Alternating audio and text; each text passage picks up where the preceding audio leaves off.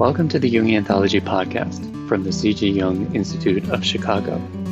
Healing Cinema, Gaslight. This episode is the first in a new series called Healing Cinema. Judith Cooper, PsyD, and Daniel Ross, PMHNP, psychiatric mental health nurse practitioner, members of the Chicago Society of Jungian Analysts, discuss films from a Jungian point of view. These informal discussions will be released in parallel with our other episodes, lectures from our archives and interviews by Patricia Martin, and will not be on any particular schedule. In this episode, Judith and Dan discuss the 1944 film Gaslight. At some point they mention the fairy tale Fitcher's Bird, which you may or may not be familiar with, so if you want more information, there's a link to the Wikipedia page about it in the show notes. Judith Cooper, PsyD, is a clinical psychologist and diplomate Jungian analyst in private practice in Chicago. She is a graduate and member of the C.G. Jung Institute of Chicago. She was adjunct faculty at the Illinois School of Professional Psychology, teaching projective testing. She was clinical supervisor and director of training of an APA-accredited psychology internship program at a community mental health center in Northwest Indiana. She has taught in the analyst training program and lectured on the AnimaAnimus and the clinical use of film. Daniel Ross, RN, PMHNP, MSN, MBA, has been a nurse for 40 years and in hospice for over 30. As a psychiatric mental health nurse practitioner and Jungian analyst, he brings a medical, psychiatric, and analytical perspective to the field of end-of-life care. He first completed the 2-year clinical training program, now the JVP-JSP, at the C.G. Jung Institute of Chicago, then went on to complete the analyst training program. He is in private practice in the northwest suburbs, working with adults seeking psychotherapy, and continues to see hospice and palliative care patients at the end of life. He is co-director of the Jungian Psychotherapy Program and Jungian Studies Program at the C.G. Jung Institute of Chicago. Before we get to their discussion, I just want to share a couple more submissions from listeners. Linda from Virginia says, RN by background, master's in counseling psychology. Hung out at the Jung Institute quite often in the 90s when I lived in Chicago. Same Jungian spiritual director for 37 years, now 66, working on, quote, part 3, according to my dreams. Saw the podcast on a LinkedIn feed and looking for the next step on the path. Marcella Tobridge from Connecticut says, I began working in 2017 with a man named Thomas Pratke in Berlin, Germany, as part of the Integral Movement and Performance Practice Program, IMPP. The IMPP integrates Lecoq physical theater and neutral mask work with Jungian psychology, the teachings of Carlfred Durkheim, mythological archetype, and Zen meditation. I am a longtime theater artist with a commitment to a deeper understanding of humanity and believe in artists as cultural healers. I have specifically been looking at grief as a threshold for increased consciousness, individuation, and integration. I am more and more drawn to, quote, mature beings as practitioners and teachers. Thanks everyone for sharing. If you would like to share something about yourself, just click the link in the show notes. So now here's the discussion. Okay, my name is Dan Ross. I am Judith Cooper, and we are here with the inauguration of our first podcast titled Healing Cinema. It's joining Jungian analysis with film. And this idea first came to me when I was working with Judith, who was my supervisor during my training as in the analyst training program at the C.G. Jung Institute of Chicago. And one of the things that came out of our supervision when we were talking about patients that I was working with was how we both used film to amplify certain archetypal themes, and we would both get excited about this in the course of the sessions that we had. And I always remembered that. And I think the thought for this type of thing came to me even back then, which is now several years ago. And it occurred to me more recently that we really need to do something with that. When I presented the idea to Judith, she was very interested and excited as well. Judith is a senior analyst with the Jung Institute of Chicago, and I'm a more recent graduate. I'm a neophyte in this business. Not psychologically. You're very astute, Dan.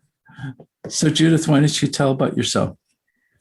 I graduated the Chicago Institute in 2000 and did my thesis actually on the Animus, the construct, one of the constructs of Jung's map of the psyche, and have always been interested in film and melding my two loves, film and psychology. Actually, I've been in a film group.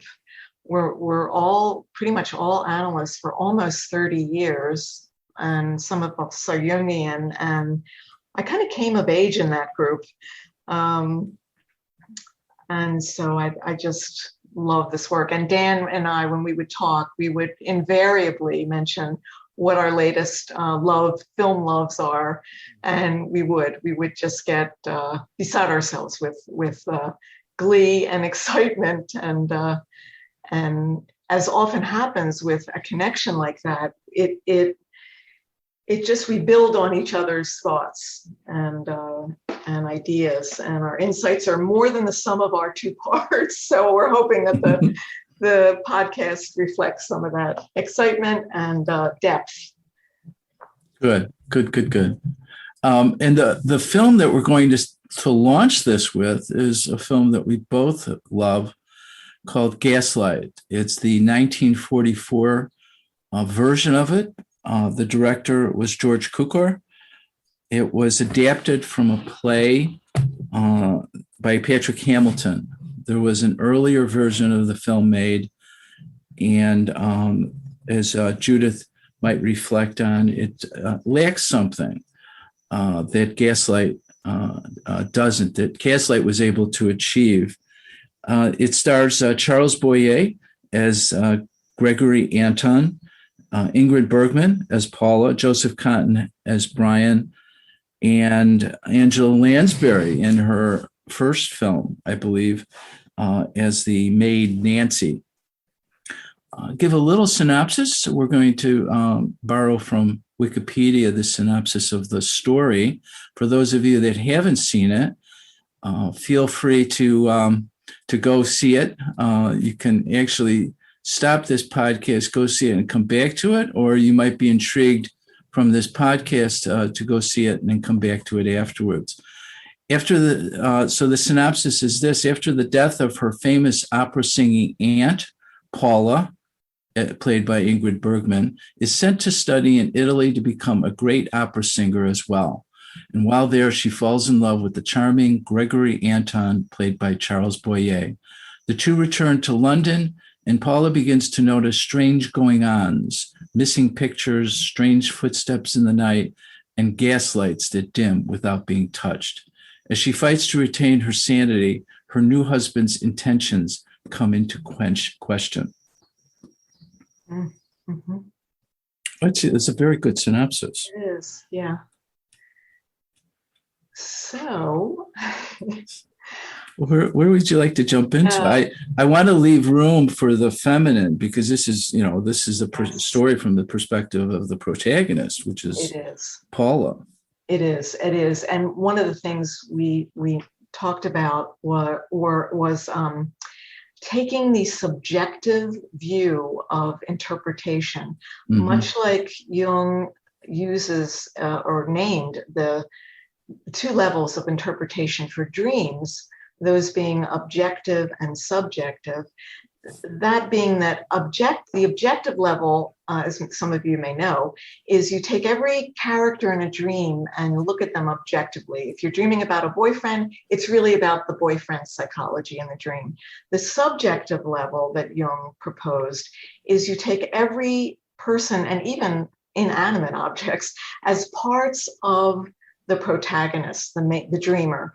And this subjective level of interpretation has been applied to film. So as Dan said, the film is from the point of view of Paula, the heroine in the movie and the other characters we can start thinking about as aspects of her. So that's an important piece because we're going to be talking about her animus, which is which shows up in this film in both its positive and its negative aspects. So from the opening scene, should we just dive right into it? Yeah, let's start there. The opening scene shows a young girl being led out of the house in London, foggy London. I don't think it's ever sunny in this picture. It's all foggy. Yeah, right. It has that quality of film noir. It does. And I think I mentioned to you, I can never remember that the director is Hitchcock or Cooper, because it feels Hitchcockian. It does. In its suspenseful film noir aspects. So she's being led out of the house, and an elderly gentleman says to her, she looks traumatized. Right. And this elderly gentleman says, you've got to put what happened behind you. Mm-hmm. And that's a theme that we will be touching on because it's a setup. I love you use that word, the setup, the archetypal setup for things to unravel for her, to go badly, because she has put this trauma behind her. Yes. Yeah. What occurs to you as you're saying that is how often in my analyses with patients, when it comes out, I don't remember my childhood. Yes. You know how often that comes about, and that's always a red flag for trauma and stuff that's going to need to unpack. And here this old man, whoever this guy is, I don't know if he's an executor of the estate or he's one of the father figures in this film, and here it is, this father figure, very patriarchal, trying to protect her in his way, telling her, don't look back. Yes. Don't look back. Yes.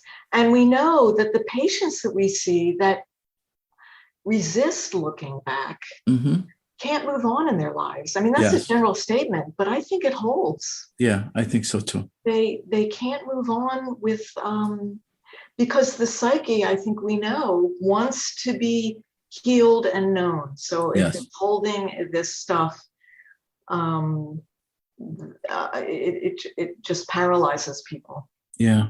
So analysis is negotiating that resistance with, because they also want to move forward. But absolutely.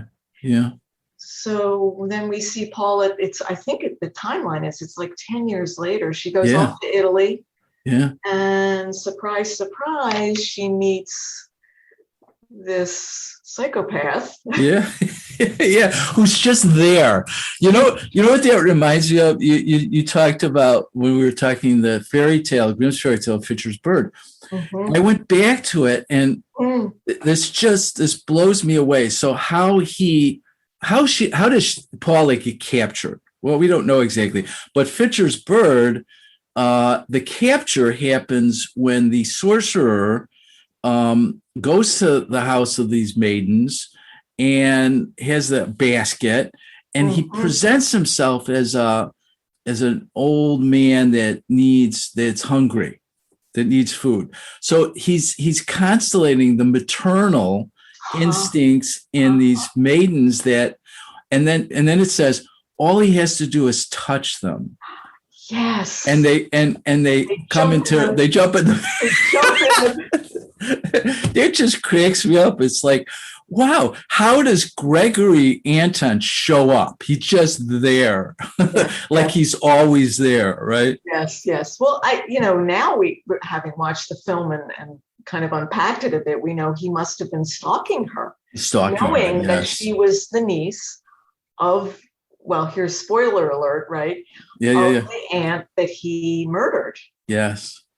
So he was stalking her, and he just appears. And of course it's funny, Dan, I remembered that my parents loved film, and so that's how I got my love of film. And I remember growing up hearing that Charles Boyer, who plays Gregory, had, quote, bedroom eyes.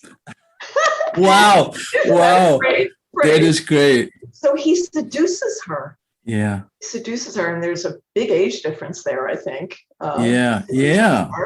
She's very young in this. Mm-hmm. Mm-hmm. And even the characters are. Even the character. Yeah. The age difference. So he woos her. And then as the story unfolds, I think that what's so powerful with this film is that we see she's a very self-possessed young woman. Mm-hmm. She's a very independent young woman. So there's a scene early on where Gregory says, "Let's get married," this detail maybe isn't important, but the music teacher says to her, "You're preoccupied. What's going on?" And she admits that she what does she say? She's not ready to commit herself. She knows she's not singing like her aunt. Yeah. She says she's not, and he says it's not your, and she says it's my voice. No, he goes, it's not your voice. It's this your aunt embodied the tragedy that you're singing and was able to convey that in her voice. And you're, I don't know what he says, you're in La La Land or something like that. He figures out that she's in love is what happened, and that she can't get to the darkness of the tragedy of the opera. And so, and he's another father figure, right? Yes. That invites her to, give up, take a break from this tragic stuff and go, go with your boyfriend and be in love, right? And I don't know what to make of that. He's like, instead of, no, you need to do this work. Yeah, he's colluding with the predator. But she takes it as, she gets very excited when he figures out that and sees her that she's in love. She's very excited about that, right? Yes. So he's in one sense a positive father figure, but in another sense he is colluding with this romanticized, idealized falling in love business, which we know is a setup for the predator, right? Right. Maybe we could say, even at this early point, that there's the telos. Yeah. There's the unfolding that the unconscious is triggering to ultimately work through the trauma. Yeah. And at this early stage, all of these characters, all of these elements are colluding towards this goal. That's a good point. Right. And you have noted how tightly constructed this film is, how every scene almost is numinous. Yes. Once you've seen it, like any visionary film, and we want to talk about that at some point, the differences and what makes a film visionary, will have these clues that are planted almost unconsciously in the director or the screenwriter, that once you are onto it, you see how tightly packed it is and how brilliant it is. Yeah. I just want to add one thing. When you said Gregory was stalking her, I had looked up the etymology of all the names, and they all have relevance because Gregory means it's I think Latin for watchful. Anton means priceless.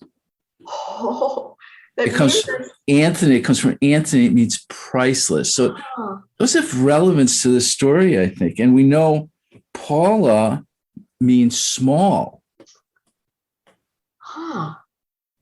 which automatically puts her in this archetypal position of being the weak feminine, the innocent feminine that has to be initiated. Right? Yes. Oh, that's wonderful. It's wonderful to look at the names. Yeah. So again, in that scene, everything is set, and then she goes off to to see Gregory in secret, which is an interesting image, right? That they're hiding their love affair from the very beginning. And we see him pressure her. Mm-hmm. And then it turns out they've only known each other 2 weeks or something. Mm-hmm. He's pressuring her to marry her. And then she says, significantly, because of how the plot unfolds, she says, well, I need some time. Mm. This is too fast, or yes. It feels so modern, this story, even though it's taken from Victorian times. Give me some time, and I'm going to go off by myself to the lakes. And then we see her, and he says, okay. He lets her go. And she's then on a train, and she's in the car on the train with an old woman who, it turns out, all these synchronicities, right? Is reading a murder mystery. Bessie. And it turns out she happens to be a neighbor. Of the in that building, where the aunt was killed. Neighborhood and where the aunt was killed, and the neighbor, the woman on the train, is very chatty and is kind of a busybody, actually. She is. She's a nosy. She's just an interesting character. She's nosy. She's a busybody. She starts off that scene with this delightful exclamation, because she's reading a story about a husband who murders his wives and stores them in the cellar, right? Who knows? It could have been Fitcher's bird remake. Yeah. Nothing's wasted. No, right? That's the archetypal backdrop of the story. This murderous husband. Yes, nothing is wasted.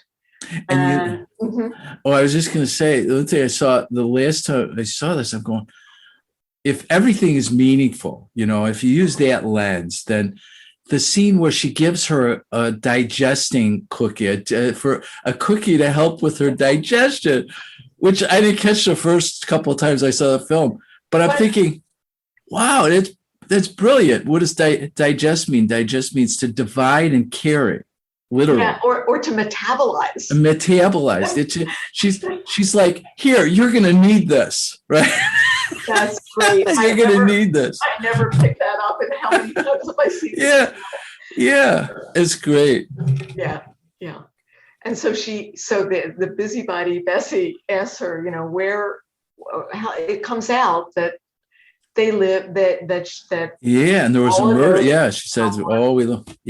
And she knows, and Ingrid Bergson, I know of that area, and she could see that she's getting anxious. Anxious. Yeah. And then she brings up the murder.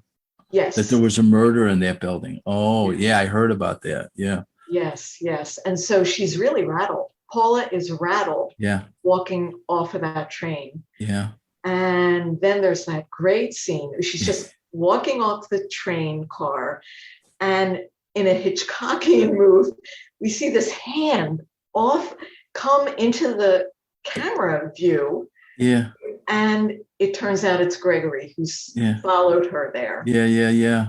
And she's so relieved. Yeah. Because she didn't want to be alone, because she got triggered. Her complex her trauma complex got triggered. Absolutely. And he somehow knows this. Yes. Well, right? He is so attuned to her and her complexes somehow. I was reading Hillman, and this is real relevant. He says the combination of knowledge and power and the magical use of it for evil seems like the propensity of Senex consciousness. He's talking about Senex consciousness. Wow. And that that fits the Fitcher's bird fairy tale, right? So this idea that knowledge and power, and which brings up the sadistic, right? Sadism. Right. Well, the dark arrows. Yeah. Let's refer back to that, because that's highly relevant for how this plot unfolds. Right? Yes. The whole we will. What does she know? Yes, and the levels of consciousness about what she knows and how she goes unconscious. Right. Which is the image of the gaslight. Dimming. Right. Yeah. So could we say then, Dan, with your interest in the predator, that predator energy is always Senex energy? Yeah, it seems like it. You know, as I'm reading Hillman, the Senex is about melancholy and brooding and darkness. And then, you know, as you started out, this is a film noir. This just the whole atmosphere of the film has this darkness to it. And on the negative side of the Senex is Saturn, and I think the predator too lies in there, because he's so astute at knowing of her, and then capitalizing on that and using that. And there's a pair of opposites, isn't it, with her innocence? Yes. She's a kind of puella. Yeah. Like you said, uninitiated. Yeah. And so there's the opposites. And you know, and Jung, you know, from the Red Book on, put the young feminine and the old man together. Salome right? and Elijah? Yeah. But you know, they're together, and you know, and that could have its negative Senex component to it, right? But I wonder if those two opposites are really what triggers the transcendent function. The power of those two. Yeah. Yeah, let's keep that concept, the transcendent function, because that's what's guiding this whole thing, right? This movement into consciousness. Yes.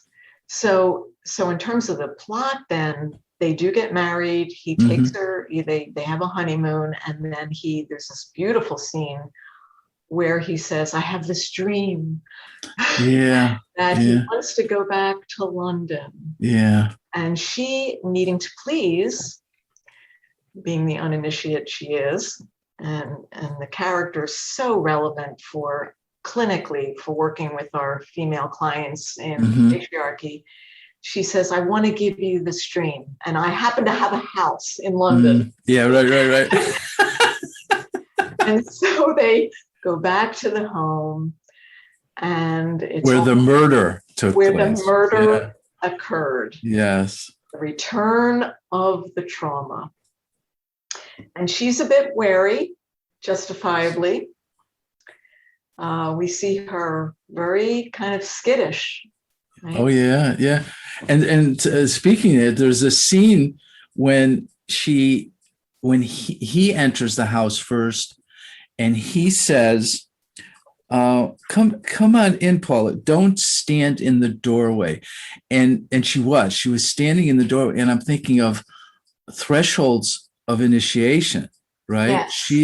She on some level knows that she is moving into an initiatory experience with all its dangers, right? And we know this is the realm of the trickster. Yes. Those liminal spaces. Yeah. And we're going to be hopefully getting to that. Yes. In terms of what the trickster in both sides of that split, positive and negative. Yeah. The doorway. That space, transitional space that Winnicott uses for play and for initiation. Do you want to talk about the trickster now, or do you want to? Yeah, sure. It's been named as Jung named it as the collective shadow. Other writers have named it as the archetype of individuation, the archetype of the self. So we've got some big guns here. Operating some real numinous energy. Yes. That's being awakened here. Yes. In the whole plot. It uses humor. We don't see too much humor in this film. Not much at all. It's another thing Hillman says about the Senex. There's no humor. There's no laughter here. This is serious stuff. But the trickster upends our typical way of being.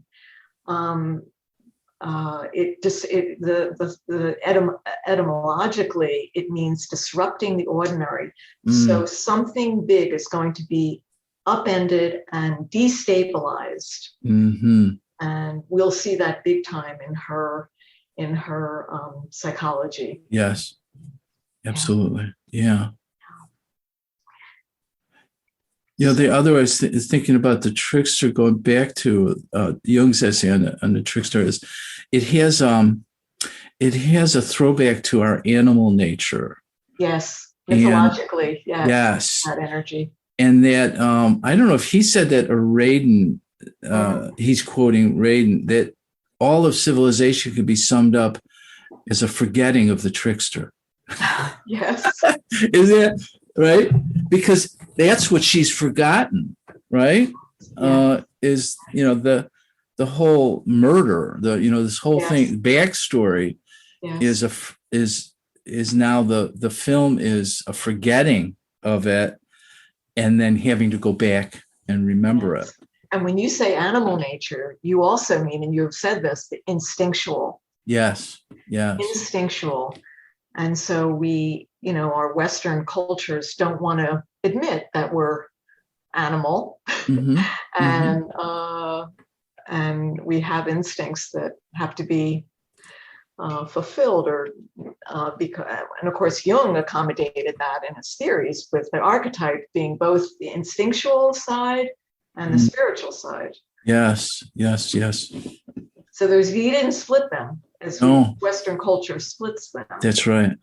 So the rest of the film, once they're back in the house, is an unfolding of his manipulation, Gregory's manipulation of her, and her struggling with trying to remember, that you said, the process of remembering. Right. And the isolating. So this whole composite of maneuverings and manipulations to separate her, to control her, to undermine her consciousness, undermine her ego, even her executive function. Yes. Is just diabolical. Diabolical. The way he does it. Yes. And let's say here, to introduce the whole way, the term gaslighting, introduced in a big way in the culture last political election cycle. Yes. And people were talking about how we were being gaslighted as a country with the whole deception and the polarization of how news had become fake news in some quarters. So that gaslighting entered the vernacular in a big way a few years ago. And but we know in our field that that is a psychological maneuver in an individual level, but it happened at a national level. And I think we're still dealing with that. So, I was thinking of,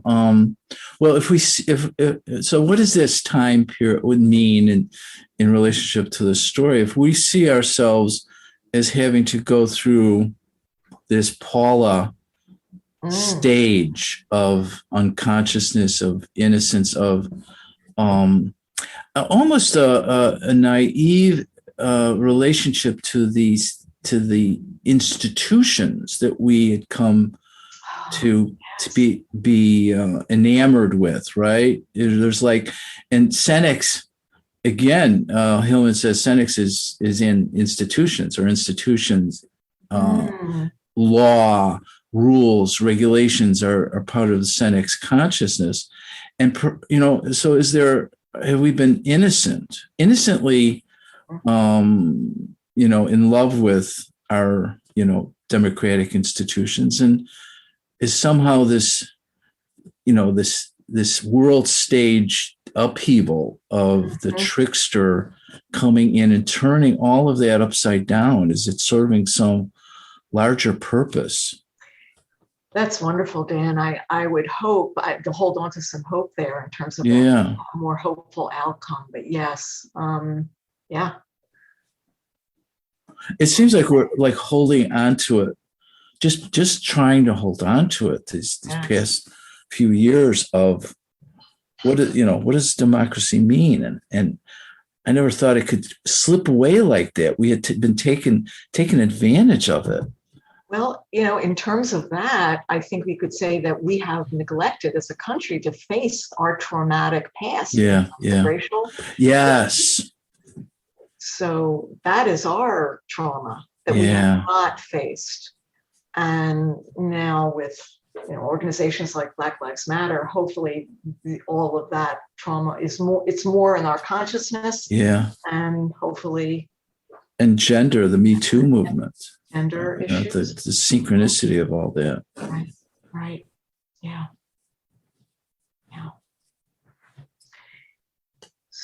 So there are particular scenes in that, that gradual deterioration where she's being slowly driven insane that stand out for you. Do you remember? Mm-hmm. Well, yes, and maybe it's good here to point out the scenes that where she kind of comes to. Yes, yeah, I like that. Because he loses it. He loses it. He gets angry at different points. Right from it's actually in the beginning with the scene where they're just entered the house. They cross the threshold. Yes, they're in the house. Things are dusty and dirty, and he says, we'll move out some of these old furniture. Yeah. So you won't be reminded of whatever happened here. He's playing dumb. And so he sits down at the piano and starts playing because he's an accompanist. Yes. The aunt's accompanist. And a letter falls out of a song that Paula picks up. And it's a letter, synchronistically, that he had written to the aunt before he murdered her. And she starts reading it. And he loses it. He loses it, grabs it. And she gets stunned by his rage. Yeah. And she and he covers it up and, just makes some excuses, right? But you watch Ingrid Bergman, she won the Academy Award for this. She deserved it. Yeah. You watch her consciousness kind of come to light, right? Yeah. He goes, you can actually kind of catch her stream of consciousness, like, what's going on here? Yeah. What was that rage about? Yeah. And so she kind of like the trance, like she's in a trance, and then she's like knocked out of the trance for that moment. Out of the trance, yeah. And I have thought that maybe if we stick with the subjective level and he's her negative animus, right. I wonder if we could see that as an animus attack on her, and her ego in that moment is strong enough to say, what is this? Yeah. To kind of step out of that possession by the negative animus. What's so interesting as you're talking about this, you're absolutely right, because I'm thinking of my Analysts and that type of animus explosion would put my Analysts often in a state of, I did something wrong, just in tears, they collapse, right? Yes. But she did not collapse. It was the opposite. She was in a moment of what is going on here? And it's almost as if she could have held that. She would have become more suspicious, right? But she lost it. She lost it. And there's a couple of scenes like that where he explodes. Yes. And she gets the ego strength that's there but buried underneath this need to please right and acts on it, but then he maneuvers her in ways that keep his power and control over her. Yeah. I was thinking too, Dan, that I think, at least for women, I don't know if this is maybe true for men and the negative anima possessions, but women, we gaslight ourselves. Yeah. That's the implication of it. If we look at it subjectively, we gaslight ourselves every time we doubt our abilities and what we know. Yeah. So like the imposter syndrome. Yes. All of that self-doubt that my female clients talk about a lot. Yes. We're gaslighting ourselves. Yeah. We're undermining our own abilities, our own capacity to claim what we know. To claim. That's a perfect word. Yeah. And the and so there's installed, another way of looking at it, the predator is installed before she even meets Anton or Gregory, right? Mm-hmm. It's intrapsychically there. Yes. So he becomes a perfect projection for that, right? Yes, and that is a good opening to say that what we've noted is that she didn't know her father. Mm-hmm. Her mother died, I think, at childbirth, so she was living with her aunt who's murdered when she's 12 or 14 or something like that. Yeah. So she doesn't have the images of or had the experience of her parents. Yes. So the predator is more easily insinuating itself because of those loss of a grounding in good parenting. So those are a lot of trauma. And you said that in a particular way, and I'm not going to get it right, but you can fix it. That in the absence of the mediated archetype, to experience the archetype directly, right? We experience it as what? I forget how you put that. Oh, when I was in training, actually another candidate had that. There was a line that really was great. She said that when the parents are absent, the archetypes babysit. That's right. Isn't that brilliant? That's right. So and both poles of the archetype, right? Because they're experiencing the archetypal directly. They're experiencing both poles, the positive and the negative. And the positive, I think, becomes part of the idealization.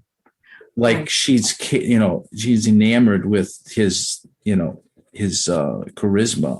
right? Right. And then the negative pole, too, is a direct. Right. She's charmed by him. Right. Yeah. So both poles, right. Because there's this very important idea that the parents in good parenting humanize archetypal energy so that they can be more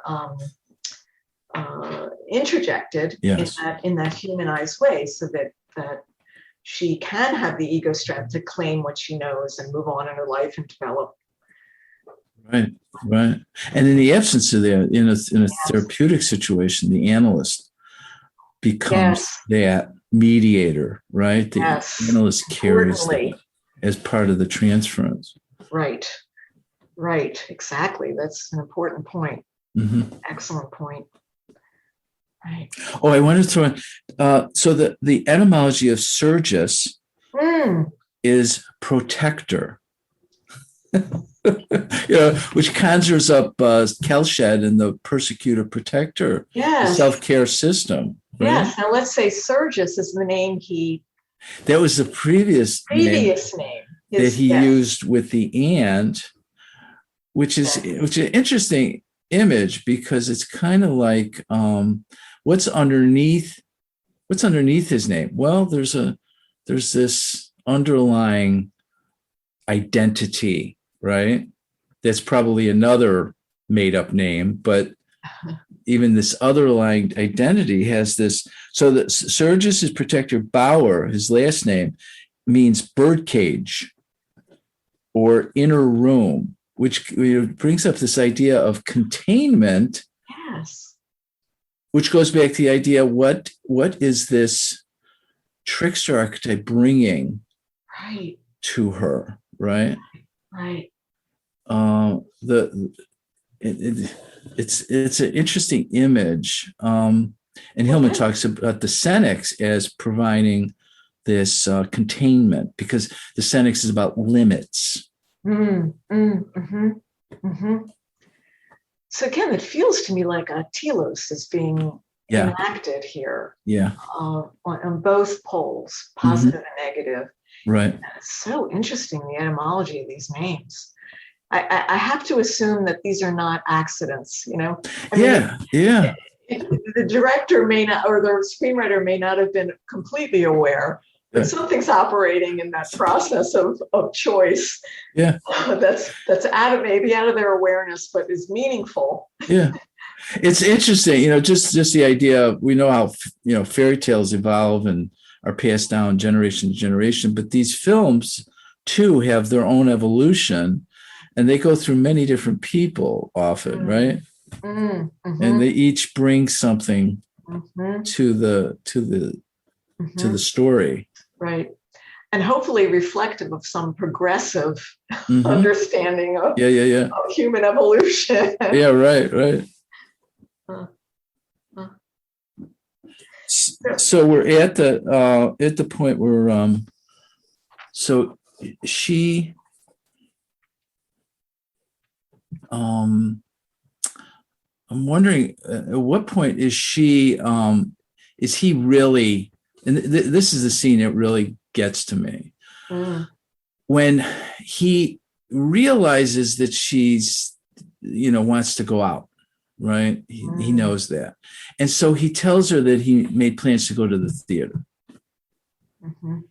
and she gets so excited. And she says something very interesting. She said, "You're so kind." She loves him. She's kissing him. "Oh, you're so wonderful. You're so kind to me." And of course, he just was setting her up, playing with her. And then after that, he goes to the where the picture is missing and says, "What did you do with this painting?" And that just sends her. Is this idea, Judith, that of this setup for the trauma? In other words, Kalsched uses this image of somebody that he had in therapy. It was actually a psychotherapist, and he uses the story where when she was a little girl, she went to they moved into a new house, and she was so excited. She wanted to celebrate the moment, and so she gave her mother a bunch of flowers that she picked. And the mother's reaction was she got upset with her. She scolded her, and she took her over to the next door neighbor to apologize for having cut her flowers, right? And that was traumatizing to the child. And my thinking around that is that what made it more traumatizing was the child was set up for a different response, because the child was seeking something else, right? Yes. And Paula's reaction to his generosity of taking her out was like, "Oh yeah, this is true. This is really the man I fell in love with. Yes. Not this other guy. This is the man." It's like, "Oh my God, thank you. You're saving the image that I have of you," right? That fits the romanticized good guy. Yes. the actor. And then after that, he tells her, and then she goes to find the painting. The other part of that scene is when they're walking up the stairs, and this is just brilliant to me. She is figuring out, okay, she just uses logic, which an insane person couldn't do, right? She's figuring out, okay, if these things are true, and I am truly going crazy, she says to him, then then Gregory, you're going to have to be kind to me. Do you remember that? You're going to have to be kind to me. Yes. And he just stares straight ahead, no response, and is just cold, completely cold. Yeah. That scene really got to me. Yes, because she's so human in that moment, but Yes. she's going to better, so-called quote unquote better nature. Yeah. But I think you're bringing up a great point in terms of the blindsidedness setup. Like here, I'm going to take you to the theater, but I just noticed the picture on the wall that's missing again. Yes. You do this to me. You know, Yes. I'm the victim now. The predator is the victim. Yeah. I'm just trying to help you, but you're not who I thought you were. Yeah. That's all a setup. But so there's the trickster again. That surprise element. Yeah. Like that expecting the unexpected. The unexpected happens that the ego doesn't expect. Yeah. That disruption of what we think we know, but he's using it to dominate and control and maneuver her into thinking that she's going insane. Yeah. There's a coldness, and Hillman talks about the coldness of the Senex. Mm-hmm.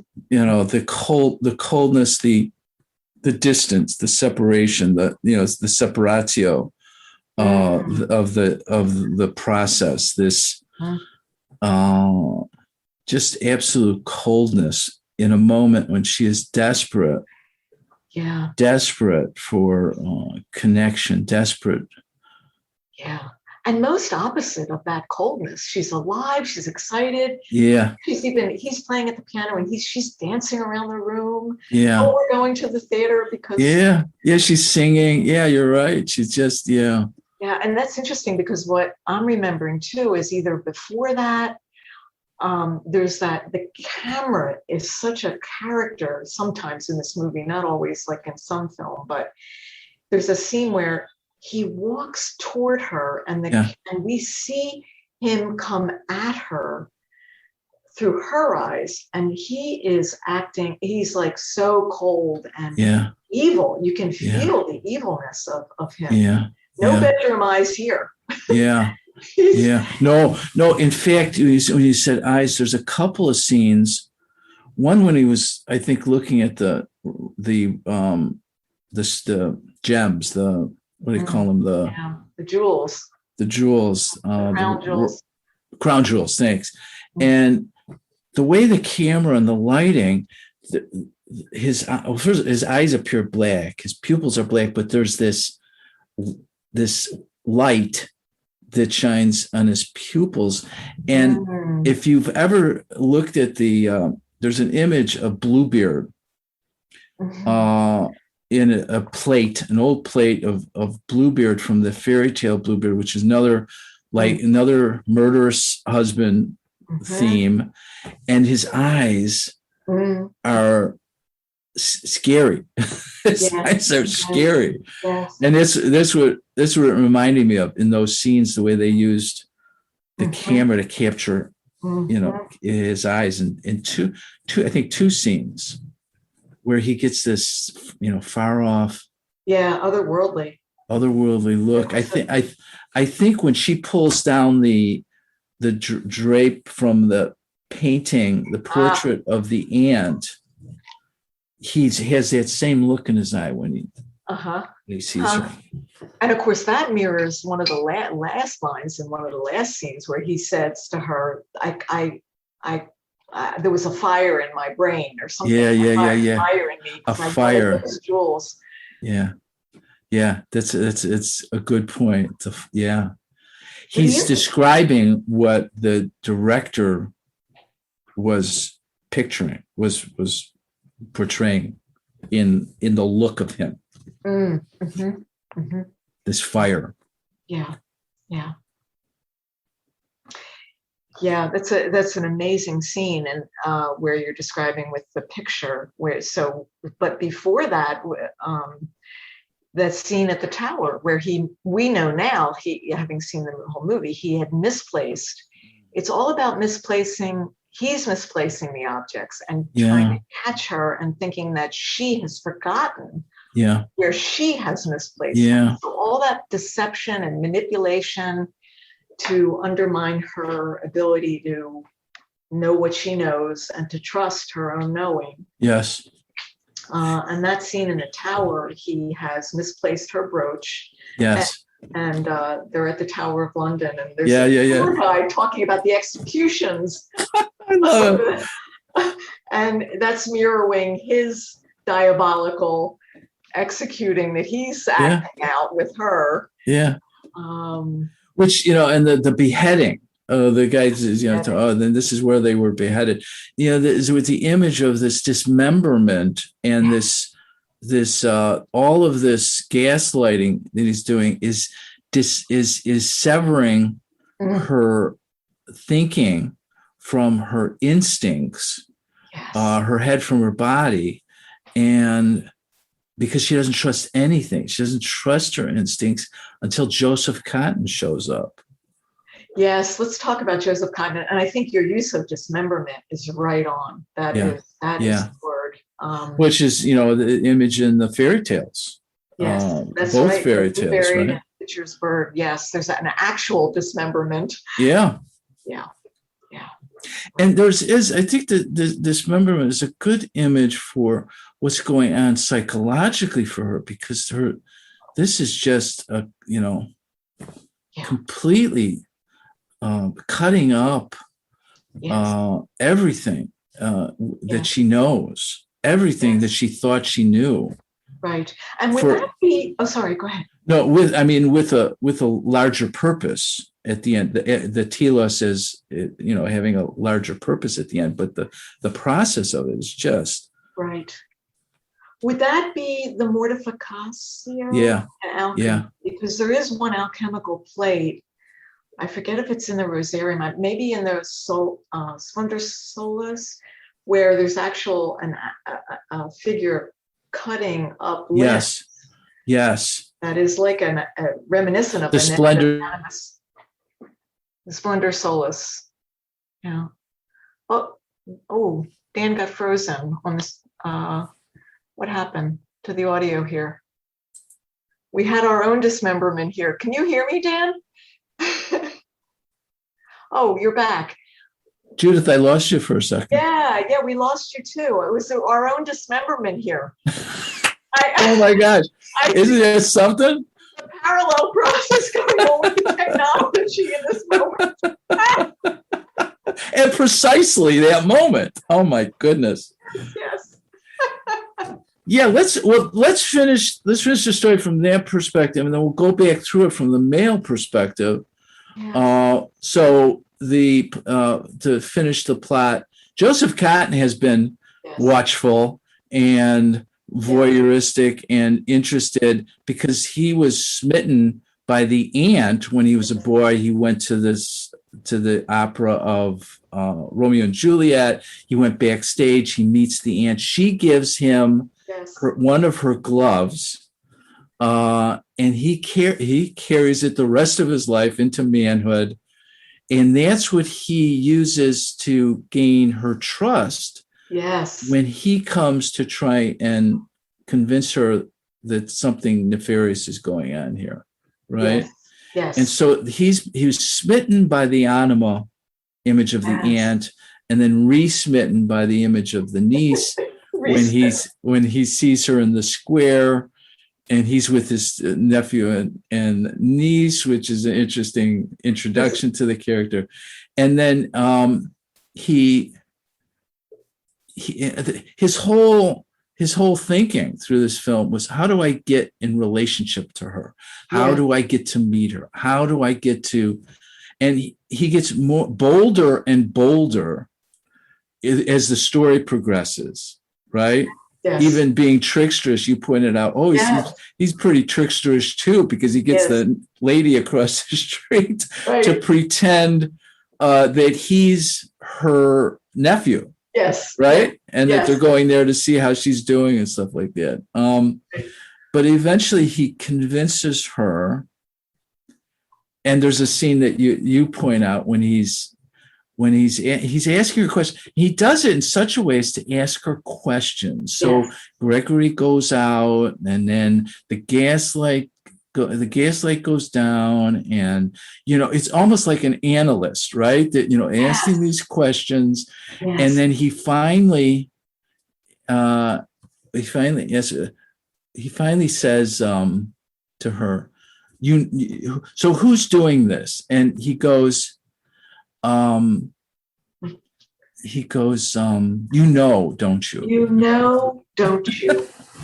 Yes, it's brilliant, right? Because he's aligning with that part of herself that does know, that has resisted seeing more fully the nefarious predator here. So she does know, and so he, as a good analyst, I think that's great that he is like an analyst, and he gives it back to her so that she can claim that ability within herself. And because and he when they're there together, trying to piece this together, the gaslight goes down and then goes back on, and he says, "Is that what happened?" So she knows that he has the same experience. And she's not insane. He's witnessed the reality of Gregory's nefarious. And she's so relieved. She's just how she responds in that scene. Relieved. She's so relieved. Yes. I think that's such a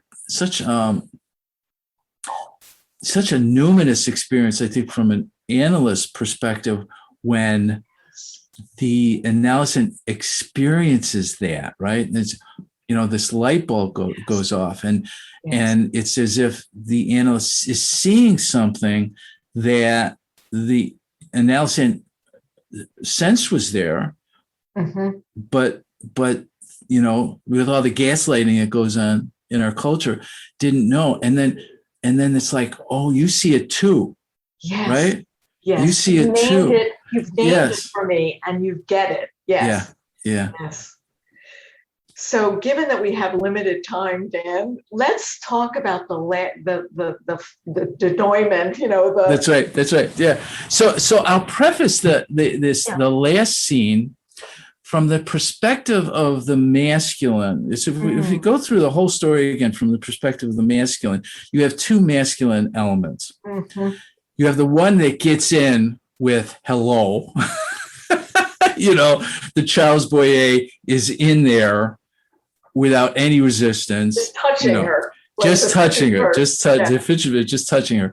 And then you have this other masculine, the positive masculine figure, who's on the outside, that has to find a way in to this triadic or dyadic relationship that seems to be so sealed. Yes. Right. And he has got to, and he's relentless in trying to get in to that, and to rescue. Right. I think, one of the differences in experiences, you described how angry you got, seeing this movie again. Right. Yes. But let's bring in, from what you just said, there's this concept that JohnBlackbeard is an analyst has talked about, tricking the trickster. Yes. So it's almost like this positive, because the negative animus can be seen as a trickster, but then we have to trick it by maybe the detective positive, tricking her into getting her to see that she really does know. And then there's this amazing last scene where the detective Brian captures Gregory, ties him up, finally puts all the pieces together, and they tussle, they capture him, they tie him up, and she wants to confront him. Yes. Goes into the room herself. She says, I need to talk with my husband. Yes. And he's still caught by trying to save her. That she's on his side. And he says, release me, there's a knife in the desk, get the knife and cut me loose and we'll escape together. Yeah. And so she does this tricking where she says, okay, I'll find the knife. Is this a knife? Yeah. I don't see a knife. I don't see a knife because I'm insane. This isn't a knife here in my hand. It's brilliant. And so she vents all of her righteous, it's my own righteous feminist anger that relates to her righteous anger of confronting this predator and that she claims. And so that's a beautiful scene where she claims her anger, her rage, her power, knowledge and her power, right? All in that one scene. But I think what's interesting from my perspective, remember, I'm coming at this film from, the hero, it gets constellated, right? This happens in Analysis. The hero gets constellated, and the analyst has to be mindful of not undermining the autonomy and the healing powers that are within the Analysan. And so when she says to Joseph Cotton, I want to be alone with my husband. And he says, well, I don't think that's a good idea. Yeah. And she insists. Yes. His letting go of that. Yes. Is very important, right? His letting go. Okay. And so she does her trickster thing, which is another way of her now embodying the trickster. She has incorporated, which is one of the digestibles, right? Yes. She has to incorporate the trickster into her personality. Yes. And Dan, could we say then that the detective needed just what you said about the analyst being able to allow the Analysan to claim their own power? Yes. Would that be related to the feminine let's say in a male analyst, or they've? Yes. Would you want to name that as a feminine or his own wholeness, or allowing? Because, we know that analysts have taken advantage of. Of specifically feminine. Absolutely. Female clients. Well, I think that raises a point. For the male analyst, to allow. Because the analyst holds both, right? In fact, I was, I'm reaching the end of Analysis with a woman I've been with for many years, a young woman. So she's grown up a lot since then. And I realized all of the elements in this film have been within our analysis. Oh, my. It's because the predator is either out there or the predator could be me undermining in some way her autonomy. You know what I'm saying? That in some way, I'm rescuing her in the moment. Yes, you know what I mean? Caught by that and being caught by that and having to realize that. But like Jung says, it flits about. The trickster flits about between the analyst and the Analysan, and it's all been in there. Wow. This whole all the elements in this film. So just a final thing. So this to me is about the masculine and the feminine trying to reach a relationship of rightness. In other words, in order for it to be in right relationship to each other, they have to go through this initiatory process with the predator,